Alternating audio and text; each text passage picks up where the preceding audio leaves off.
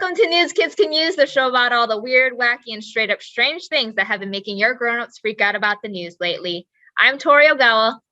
I'm Emin Rogers, and we have more than usual to talk about, so here we go. Visitors to Disneyland Shanghai got a nasty surprise a couple of weeks ago when one person who had tested positive to the park resulted in absolutely everybody getting locked in and tested. Almost 34,000 people had to spend the night and get tested for coronavirus, none of whom tested positive. Puerto Rico has been experiencing frequent power outages, which means that it's really difficult for people to go to school, work, just live their daily lives and do things that we normally do with power. Even though they hired a private company to upgrade the power grid earlier this year, the issues are only getting worse, which makes everybody really angry. So people have started protesting because they want answers and they want it fixed. Football fans also found something to be angry about this week as quarterback Aaron Rodgers tested positive for coronavirus, and then it came out that he had definitely misled everybody about whether or not he was vaccinated for COVID-19. He also broke the NFL's rules by, as an unvaccinated person, going to a Halloween party. So he will be fined, but is also causing a lot of anger because he put other people at risk just because he decided to go to a party.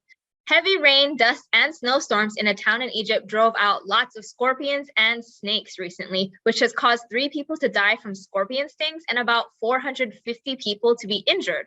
The hospitals have antivenom and are treating patients. They have been told to stay at home and not go out when there's all these dangerous creatures outside.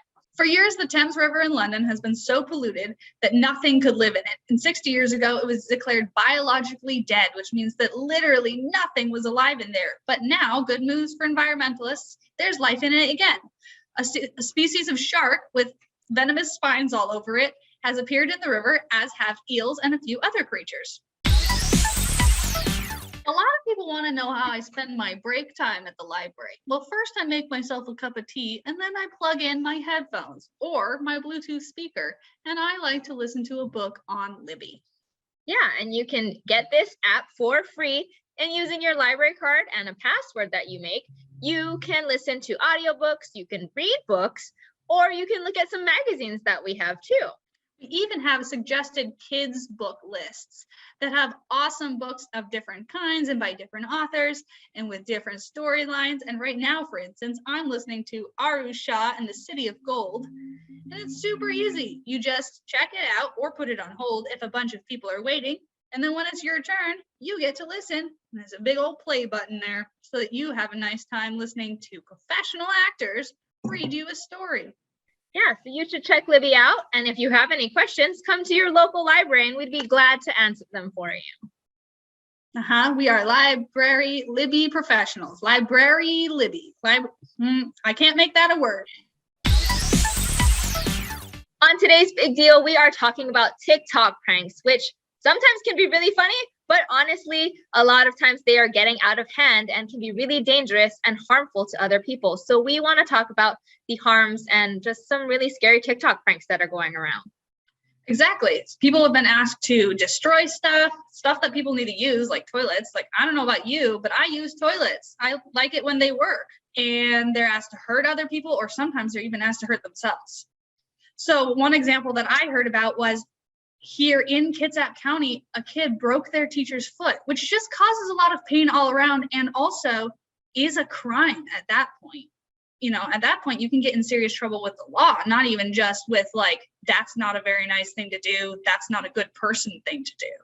And there was an example around the country that there is a challenge that is telling people or kids to take these lug nuts off of car tires and watch what happens and videotape what happens, which is actually really dangerous because cars are big machines and they hurt people all the time. So taking apart a car and not knowing what you're doing can hurt the driver, can hurt pedestrians, can hurt you because you're around the car. So that's just a really dangerous situation and costs a lot of money to fix. And it would be super funny if it was in a cartoon, because in cartoons, either people get hurt in ridiculous ways and then they're totally fine, or that it just like goes off the rails, but like in a comedic way.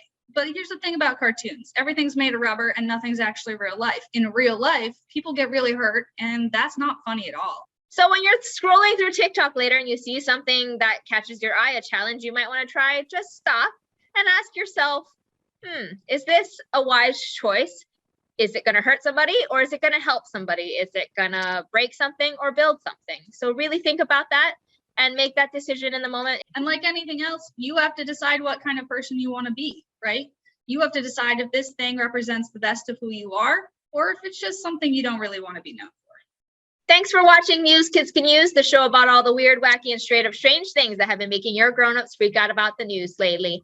If you think there's an interesting story or you want to share your opinion about something we've talked about, please email us at newskidscanuse@krl.org, and we'd be happy to hear from you and maybe, with your permission, put it on our show. We hope you enjoyed the show today, and we will be back in 2 weeks. I'm Tori Ogawa.